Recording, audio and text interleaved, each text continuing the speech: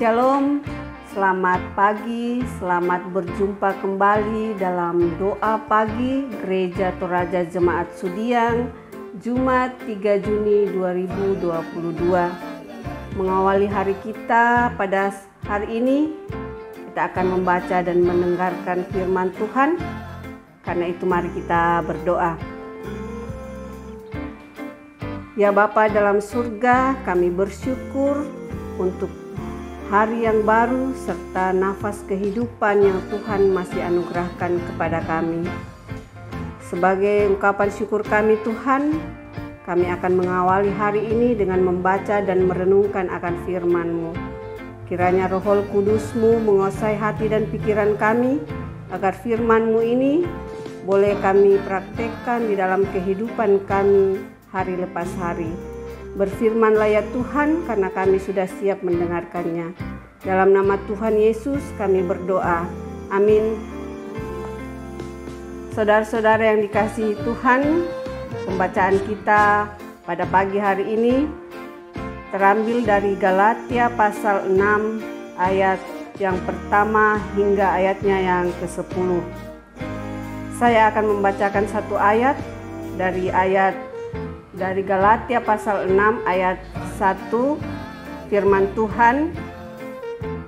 Saudara-saudara, kalaupun seorang kedapatan melakukan suatu pelanggaran, maka kamu yang rohani harus memimpin orang itu ke jalan yang benar dalam roh lemah lembut, sambil menjaga dirimu sendiri supaya kamu juga jangan kena pencobaan. Amin. Tema kita pada pagi hari ini adalah memimpin ke jalan yang benar. Saudara-saudara yang kasih dalam Tuhan, biasanya dalam sebuah kepanitiaan, kebanyakan menetapkan satu bagian yang biasanya disebut penasehat. Penasehat ini memuat sejumlah lembaga atau sejumlah orang yang dianggap dapat memberikan nasihat agar kegiatan panitia dapat berjalan dengan baik. Hal ini juga dinasihatkan oleh Paulus kepada jemaat di Galatia.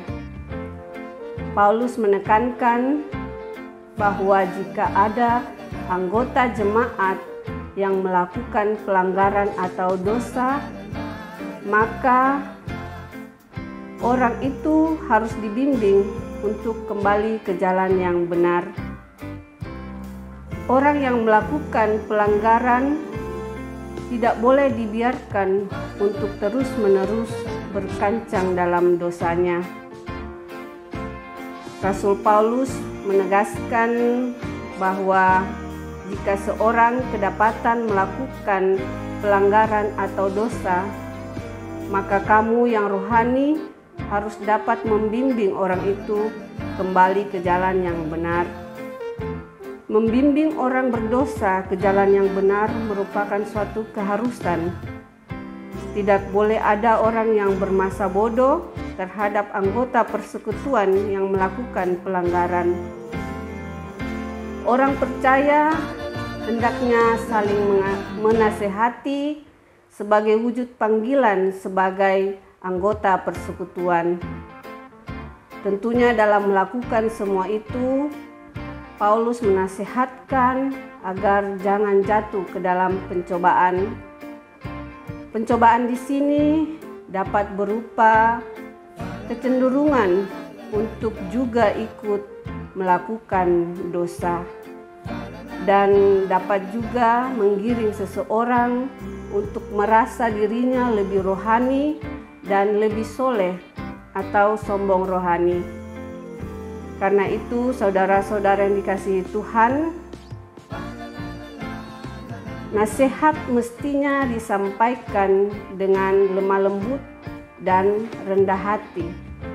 Karena itu nasihatilah sesamamu dengan lemah lembut dan tetaplah rendah hati dalam menyampaikannya. Terpujilah Tuhan. Amin. Kita akan masuk dalam doa syukur. Kita berdoa.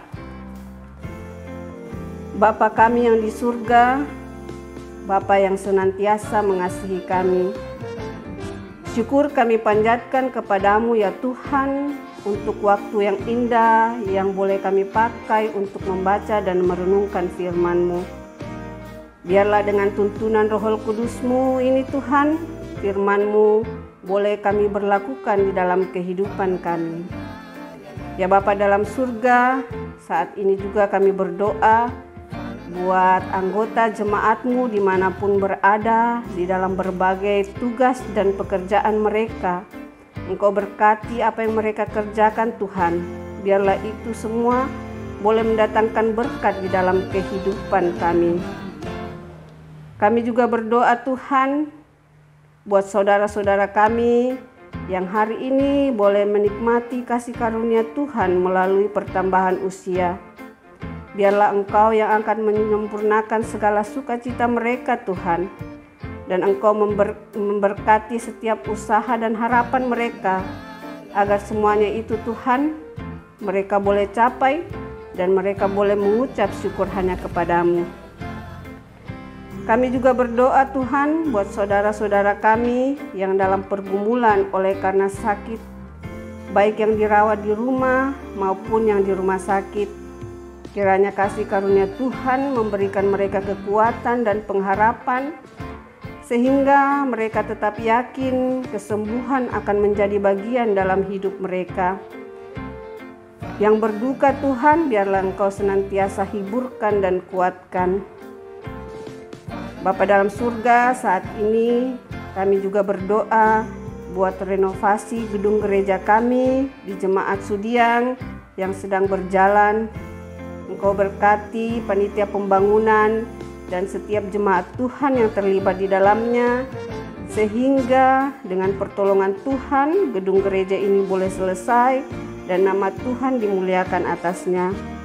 Inilah doa syukur kami Tuhan, sambut sempurnakan doa ini dalam nama Tuhan Yesus kami berdoa. Amin. Demikianlah doa pagi kita. Selamat beraktivitas, Tuhan Yesus memberkati.